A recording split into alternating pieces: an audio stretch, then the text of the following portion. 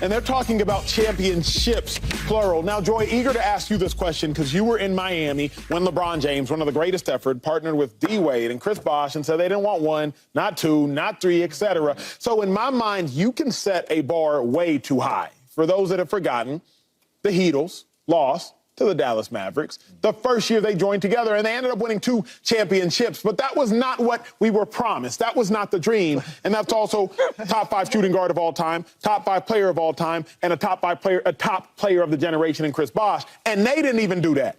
I think there's too much pressure on Justin Herbert based on all this talk. What do you say, Joy? You've been there. Yeah. And I didn't like it when they did it.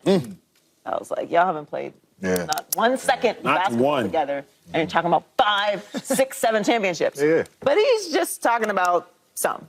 here's the thing with these press conferences, and why I try not to overreact too much to these types of promises, unless it's what happened with the Heatles, which was also big production, and the fans were there. It was a little bit different. What's he supposed to say?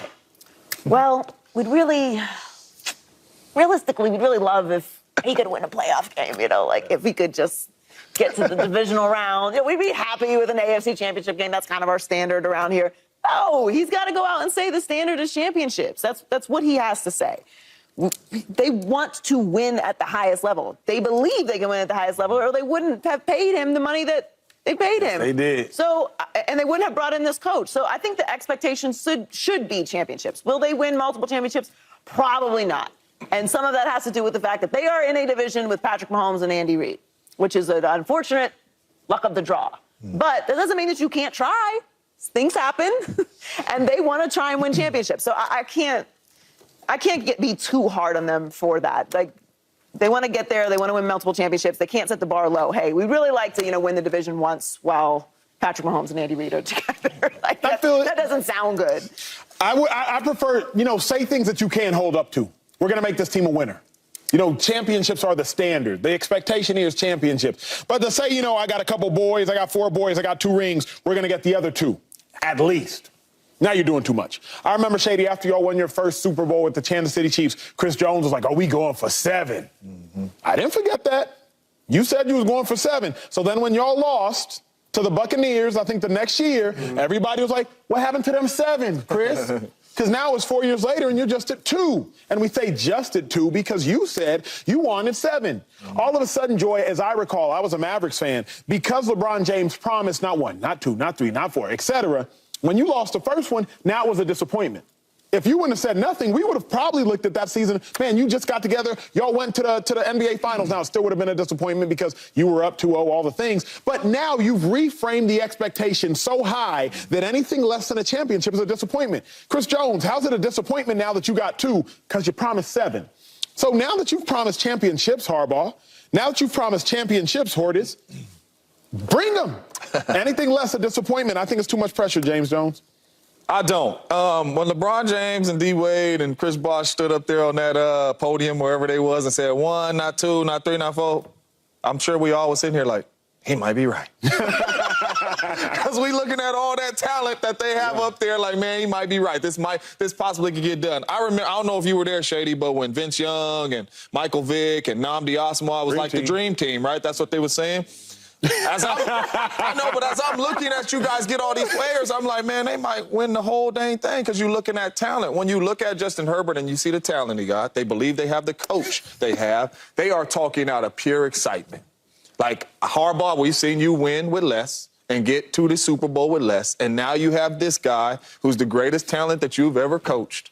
We are excited. We think we could get this thing done. Not 1. But 2. They didn't go to 3. But not 1, but 2. Championships, they think that they can get that done. And with his talent, I believe it's possible. Shady, as I kick you to rock, though, I got to not push back, but elaborate on what you said, James. I don't mind as much. I'll have more grace for the 28-year-old athlete who says it. They don't know everything. They don't know the context. It was Vince Young who mentioned the Eagles were a dream team. It wasn't even Shady. It wasn't D-Jack. It wasn't Mike Vick, who was a starter. It wasn't Nnamdi Asomugha, who was the highest-paid cornerback in the league at the time. It wasn't Brent Sedek. It was VY. But even when Vince did say it, you believed it, right? But I'm saying it was VY. Take it with a grain of salt. Chris Jones. It was Chris Jones. I think a 24-year-old defensive tackle. We coming for 7, Brady. It was LeBron James, 26 years old at the time. We're talking about like a 58-year-old Jim Harbaugh. Harbaugh, you know how hard it is. Now you're talking about a general manager who was with the Ravens since like 2000. This has gravity. It has gravity to me. 2-5, answer the question, take it to break. You think there's too much pressure on Herbert? I'm going to say no. No, not at all. He's that good of a quarterback. He's making, what, $260 million for a reason. He's that talented. And I love what the GM is doing. He's brought in a winning coach. His time with the Niners, he did really, really well. Yeah. They've been out of what? They've been to 1 Super Bowl, and they've been to 3 straight NFC Championship games? They were great. That's what you want. That's what you need. That's what Harbaugh did? Come on. Harbaugh was nice. You see what I'm saying? So, like, when you ask these questions about, like, yo, can they get it done? Yeah. I got the quarterback. He's never had a quarterback like this. I'm lying. He's never had a quarterback close to what he has with Justin Herbert. That's for one. Oh. For two is... Y'all argue with me. Remember? Oh, I was talking about the Niners. I was talking about the Niners. I was talking about the Niners. Yeah. I was about to say you can't argue with me. No. And then so They gonna argue. Don't start that derail. He gonna bring defense. That's what he brings. I play against that defense. Oh my God, that defense is legit. He's gonna bring defense. He's gonna bring winning culture, and he's gonna bring that type of chemistry they need. And then you got the quarterback, and you got the weapons around the quarterback. So they're gonna have a shot. And everything they're doing, I love about what they're doing. They're bringing that type of winning culture there. So and then you talk about like the number of rings. They ain't winning no championships in ever, right? So for them to bring a guy here that can bring 1 or 2, you gonna take that. You're gonna take that. You're not gonna be thinking, yeah, you asked for 4. No, we got 1. You gonna settle for that. Subscribe here to get the latest from Speak, and go watch a few segments from our other shows on FS1.